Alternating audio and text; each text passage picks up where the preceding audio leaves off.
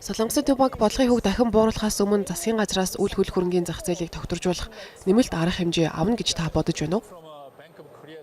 Бүгд найрамдах Солонгос улсын төв банкны өнцгөөс харахад дан ганц мөнгөний бодлогоор орон сууцны үнийг хязгаарлах боломжгүй.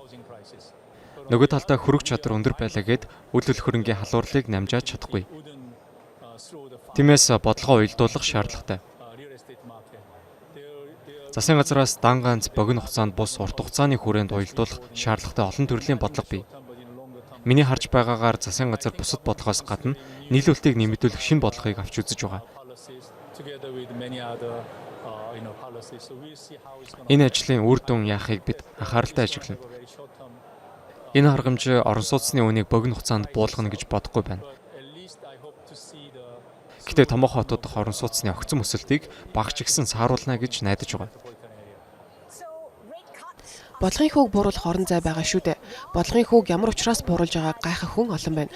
Учир нь дотоодын нийт бүтээгдэхүүний өсөлт хүлээлтээс давж гарсан худалдааны үзүүлэлтүүд ч харьцангуй тогтвортой байна шүү дээ. Тийм ээ. Гэтэ 6 сарын өмнө бид энэ оны өсөлтийг 1.9% гэж төсөөлсөн нь бидний боломжит өсөлтийн түвшнөөс эрс доогуур үзүүлэлт байсан. Ирэх жилийн хувьд 1.6% гэж төсөөлсөн. Харин шинэ төсөөллийг 2-7 хоногийн дараа танилцуулна. Тухайд өсөлтийн боломж хэр өргөжөж, төсөөлөл ямар хэмжээгээр өөрчлөгдөх нь тодорхой болно. Үүний дараа бид мөнгөний бодлогоо хэрхэн тохируулах талаар шийдвэр гаргах шаардлагатай болно. Одоогоор үйлдвэрлэлийн сөрөг зөөрөө хിവэр байгаа учраас мөнгөний зөөлөн бодлогыг үргэлжлүүлнэ гэсэн албан ёсны байр суурьтай байгаа. Гэтэ бодлогын хүүг хизээ хэр хэмжээтэй бууруулах, аль эсвэл бодлогын чиглэлийг өөрчлөх хэсэг нь дараагийн макро эдийн засгийн мэдээллээс хамаарна. Эдийн засгийн өсөлт боломжит түвшнөөс доогуур байгаа талаар та түрүүнд дурдлаа. Боломжит өсөлт гэж яг юу хэлээд байна вэ? Ямар түвшинд байна гэж найдаж байна вэ? Одоо өрхөн амын насжилт хурдцтай нэмэгдэж байгаа. Манай улсын боломжит дотоодын нийт бүтээгдэхүүний өсөлт ойролцоогоор 1.8-аас 2 орчим хувьд байхаар байна. Яриагаа бондын зах зээл рүү хандуулъя. Бондын өгөөжүүд өсөлттэй байгаагаас харуул бодлогын хүүг цаашдаа бууруулах шаардлагагүй харин ч нэмэх боломжтой гэсэн тохиог зах зээлд өгч байна шүү дээ. Бондын арилжаанд оролцогчид нөхцөл байдлыг буруугаар үнэлж байна гэж та үзэж байна уу? Зарим бондын зах зээлийн арилжаанд оролцогчид ийм байр суурьтай байдаг нь үнэн. Гэтэ яг одоо бол бондын өгөөж зөвхөн дотоод хүчин зүйлсээс бус Америк нэгдсэн улсын мөнгөний болгон шийдвэр ам доллар чангарч байгаа зэрэг гадаад хүчин зүйлсээс ихээхэн хамаарч байна. Жишээлбэл 6 сарын өмнө хэд хэдэн зах зээлд оролцогчид ам доллар сулрах хандлагатай гэж үздэг байсан бол одоо энэ хүлээлтэд тодорхой өөрчлөлт орж байна. Тиймээс нөхцөл байдал улам төвөгтэй болж ирж магадгүй. Дотоодын бондын зах зээл одоогоор зөвхөн дотоод бос олон улсын хүчин зүйлээс хамаарч байгаа тул бид аль алиныг нь тооцох шаардлагатай болж байна. Таны санаа зовниж байна уу? Одоогийн нөхцөлд огцом өсөж буй өгөөжийг хязгаарлахын тулд Солонгосын төв банк тодорхой арга хэмжээ авах шаардлагатай гэж үзэж байгаа юу? Тийм ээ, мэдээж хэрэг. Учир нь энэ нь манай мөнгөний бодлого дамжих сувагт нөлөөлнө. Та мэдэж байгаа. Бид өнгөрсөн 10 дугаар сараас хойш бодлого үгээ 100 суур нэгжээр бууруулж мөнгөний зөөлөн бодлогыг хэрэгжүүлсэн. Гэтэ 8 дугаар сараас хойш нийслэл орчмын орон сууцны үнийн өсөлт манай төсөөллөөс холд авсан нь хамгийн том санаа зовоосон асуудал болоод байна. Гэтэ шинэ засгийн газрын бодлого, ялангуяа Америк нэгдсэн улстай байгуулсан худалдаа хөрөнгө оруулалтын багц тохиролцооны дараа эдийн засгийн идэвхжил хэр хэмжээгээр дээшлэхийг бид одоо ажиглах ёстой. Тиймээс магадгүй 2-7 хоногийн дараа шинэ эдийн засгийн төсөөлөл гарах үедээ эдгээр асуудлыг дахин авч үзэх шаардлагатай болно. Худалдааны хэлтсийн талаар та ямар байр суурьтай байгаа вэ? Бүгд найрамдах Солонгос улсад ашигтай хэлцэл болж чадсан уу? Хоёр тал худалдаа хөрөнгө оруулалтын багцууд дээр тохиролцсон нь тодорхой ахицтай байсан гэж би хэлнэ. Энэ нь тарифтай холбоотой олон тодорхойгүй байдлыг бууруулахад дэмжлэг болсон.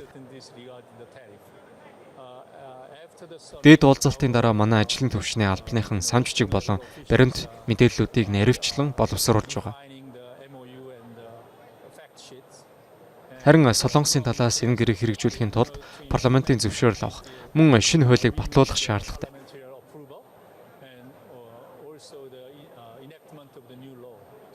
Гэхдээ миний бодлоор одоо хамгийн чухал зүйл нь Америк нэгдсэн улс болон Солонгос аль аль нь ашиг орлого олох боломжтой, хоёр талдаа давуу талтай төсөөл олгох явдал. commercially viable and also win and win for both countries. In my opinion, it will be really nice to see some joint. Миний хувьд Америк нэгдсэн улсын үндсэн шинжлэх ухааны хүчийг Солонгосын хэрэглээ үйлдвэрлэлийн технологийн хүчтэй хослуулсан хамтарсан төслүүдийг харах нь үнэхээр сайхан байх болно гэж бодож байна.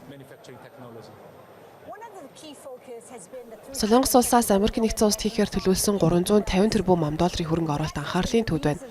Энэ нь воны ханш сулрахад нөлөөсөн гол шалтгаан болоод байгаа шүү дээ. Гэтэл хилцээр хийгдчихэд байхад вон сүүлийн 3 сард ягаад Азид хамгийн тааруу валютуудын нэг хэвээр байгаа гэж та бодож байна вэ? Сүүлийн 3 сарын хугацаанд манай улсын валютын ханш сулрахад нөлөөсөн маш олон хүчин зүйл бий.